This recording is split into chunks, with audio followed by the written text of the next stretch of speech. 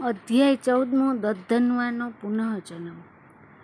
શ્રી નારાયણ બોલ્યા, રાજા ચિંતાચૂર બની અને ઉદાસીનમાં બેઠો હતો ત્યાં વાલ્મીકી ઋષિ પધાર્યા। રાજા ભક્તિ સહિત તેમના ચરણોમાં નમી પડી। તેણે ઋષિને પ્રણામ કર્યા, તેમના ચરણ કમળ ધોઈ પૂજા કરી, તેમને ઉચ્ચ આસને બેસાડ્યા। સ્નેહાળ વાણીથી કહેવા માંડ્યું। દધન્વા બોલ્યા, હે ભગવાન, આજે આપ દર્શનથી મારો જન્મ સફળ થયો। મારા ભાગ્ય મોટા છે, આપ જેવા મુનિઓ સત્સંગ મને પ્રાપ્ત થયો। શ્રી નારાયણ બોલ્યા, મુનિશ્રેષ્ઠ વાલ્મીકીએ એમ કહી રાજા બોલતા બંધ થયા। પ્રસન્ન થયેલા મુનિ વાલ્મીકી પણ તેની આગતા સ્વાગતાથી ખૂબ પ્રસન્ન થયા, પણ રાજાને ચિંતામગ્ન જોઈને બોલ્યા, હે શ્રેષ્ઠ રાજા, ધન્ય છે તારા વાણી વિવેકથી હું પ્રસન્ન થયો છું, પણ મને લાગે છે કે તું કંઈ ચિંતામાં છે।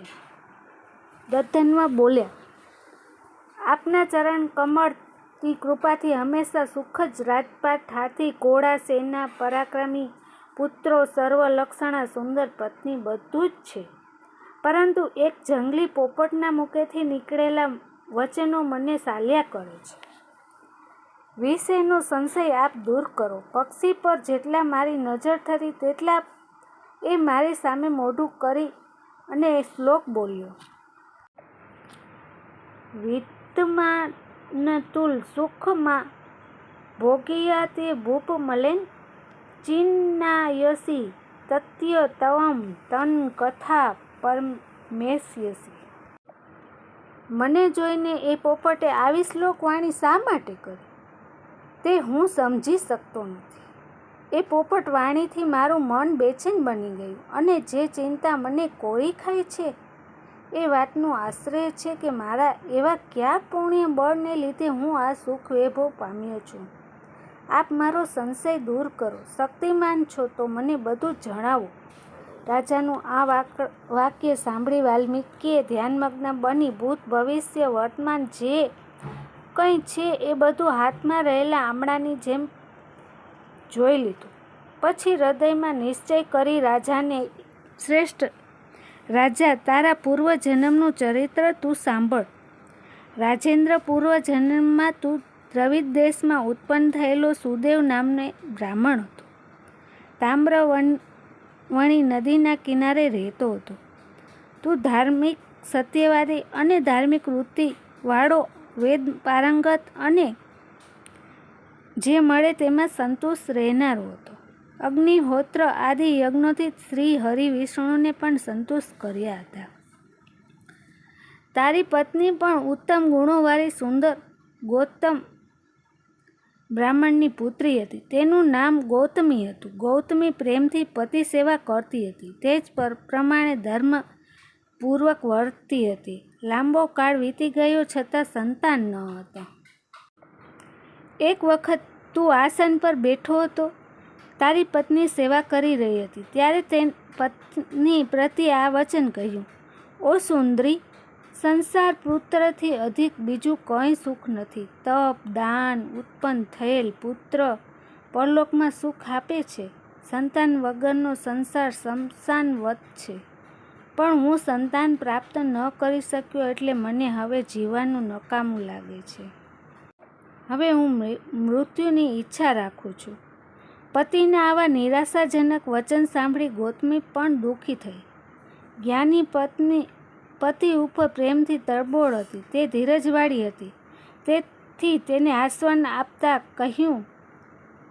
ગૌતમીએ કહ્યું, હે પ્રાણેશ્વર, આવા તુચ્છ વાક્ય તમે જ બોલો છો? તમે જ્ઞાની અને વિદ્વાન છો, તમારા જેવા વૈષ્ણવ શૂરવીરના મુખમાં આવા વચનો શોભતા નથી। તમે હંમેશા સત્ય ધર્મ તત્પર રહી અને બળે સ્વર્ગ જીત્યા છો। જો તમે પુત્રની ઈચ્છા હોય તો શ્રી જગન્નાથની ભક્તિપૂર્વક આરાધના કરો, તે તમારા કષ્ટોને દૂર કરશે। હે ભગવાન, આચાર્ય યોગીઓના શ્રેષ્ઠ તેવા પ્રખ્યાત કપિલદેવને પણ પુત્ર તરીકે પ્રાપ્ત કર્યા હતા। ધર્મપત્નીનું આવું વચન સાંભળી સુદેવ આ પ્રમાણે કરવાનું નિશ્ચય કર્યો। મહાભયંકર તપ આદર્યું. આ રીતે તપ કરતાં તેને 4000 વર્ષ વીતી ગયા. તપના ભંડાર એ સુદેવ તપથી 3 લોક કાપવા લાગ્યા. ત્યારે ભક્તવત્સલ ભગવાન તેનું એ ઉગ્ર તપ જોઈ તરત ગરુડ પર બેસી ત્યાં પ્રગટ થયા. નવા મેઘ જેવા શ્યામ પ્રસન્ન મુખવાળા અને જગતનું કલ્યાણ કરવાવાળા એ 4 ભુજાઓથી યુક્ત જણાતા હતા. એ મુરારીના દર્શન કરી સુદેવ બ્રાહ્મણે હર્ષથી તેમનો સાષ્ટાંગ પ્રણામ કર્યો. શ્રી બહુનારાદીય પુરાણનો પરસોત્તમ મહાત્મ્યનો દધવનવાનો પુનઃજન્મની કથા નામનો 14મો અધ્યાય સંપૂર્ણ. પરસોત્તમ મહિનાની આજની વાર્તા છે ડોશીમા અને ડેટકો. એક ગામમાં એક ડોશીમા રહે. ડોશીમા સાવ એકલા. તે તો નદીની કિનારે ઝૂંપડી વાળી અને રહેતા હતા. ડોશીમા આખો દિવસ ધર્મ ધ્યાન કરે અને ટાઈમ પસાર કરે. વળી કોઈની ગોદડા સીવે, ભરતકામ કરે, આમ 2 પૈસાનો ધંધો પણ કરે અને પોતાનું પેટીયું રડે. આમ ડોશીમા તો આખો દિવસની રસોઈ એક ટાઈમે કરે અને એક ટાણું જમે. આમ કરતાં કરતાં એક દિવસ પરસોત્તમ મહિનો શરૂ થયો અને પરસોત્તમ મહિનો શરૂ થતાં જ ડોશીમા તો પરસોત્તમ ભગવાનની સેવા પૂજામાં લાગી ગયા. ભજન કીર્તન. આમ ડોશીમા ભજન કીર્તન કરે, પ્રભુ ભજનમાં ટાઈમ પસાર કરે, કાંઠા ગોરની પૂજે. પણ એક દિવસ તેનો સમય જ જતો નથી. ડોશીમાએ તો પરસોત્તમ ભગવાન આગળ માંગ્યું કે હે ભગવાન, કોઈ એવું હોય કે 2 ઘડી વાતચીત થાય. આ એકલાનો કાંઈ અવતાર છે. ભગવાને એ જ ક્ષણે એને સાંભળી લીધું. ડોશીમા તો રસોઈ કરવા બેઠા તે તેલ પડ્યું હથલાળીમાં. ડોશીમાને તો બચાડા એક તો એકલા અને હાથમાં તેલ પડ્યું ફળફોટો થઈ ગયો. ડોશીમાને તો 2 ટાણાના ઉપવાસ થયા. આમ ડોશીમા તો પરસોત્તમ ભગવાનની સેવા પૂજા કરે, નાહી ધોઈ, પણ આ હાથમાં ફળફોટો. ના ખવાય ના પીવાય. આમ એક દિવસ એ ફળફોટો ફૂટ્યો અને એમાંથી નીકળ્યો ડેટકો. અરે, સરસ મજાનો નાનો નાજુક ડેટકો. આ જોઈ ડોશીમા તો જોતા જ રહી ગયા. ડેટકો તો આમ તેમ ડોશીની આગળ પાછળ ફરે અને જ્યાં ડોશી બેસે ત્યાં બેસે, સૂવે ત્યાં સૂવે. આમ ડેટકો ને ડોશી આગળ પાછળ. ડોશીમા તો બધું ભૂલી જ ગયા કે હું એકલી છું. ડોશીમા ગામમાં જાય તો ડેટકોય ભેગો, નાવા જાય તો ભેગો. ડોશીમા ભજન કીર્તન કરે, ડેટકો આમ તેમ કૂદે. આમ ડોશીને ડેટકો એમ નામ પડી ગયું. ડોશી ડેટકાવાળી ડોશી. પરસોત્તમ ભગવાનનો મહિનો. ડોશીમા તો નાવા જાય તો ડેટકો પણ કાંઠે બેસી અને નાય. આમ એક દિવસની વાત છે. ઝરૂખે રાજકુંવરી આ ડેટકાને જોવે છે તો એ ડેટકો સરસ સ્વરૂપવાન ભગવાન એક યુવાન બની જાય છે. આ કુંવરી તો આ રોજ જોવે કે આ ડેટકામાંથી આ સરસ સુંદર યુવાન બની જાય છે. કુંવરીએ તો તે ડોશીના ડેટકાની તપાસ કરી. આ બાજુ રાજાને કુંવરીના લગ્નની ચિંતા સતાવતી હતી. તેને તો 4 બાજુ પોતાની કુંવરી માટે કુંવરો જોવાનું નક્કી કર્યું. પણ કુંવરી હઠે ચડી કે પરણું તો ડોશીના ડેટકાને જ પરણું, બીજાને કોઈને પરણું નહીં. બીજા મારા માટે ભાઈ સમાન. અરે રાજા તો મૂંઝાણો.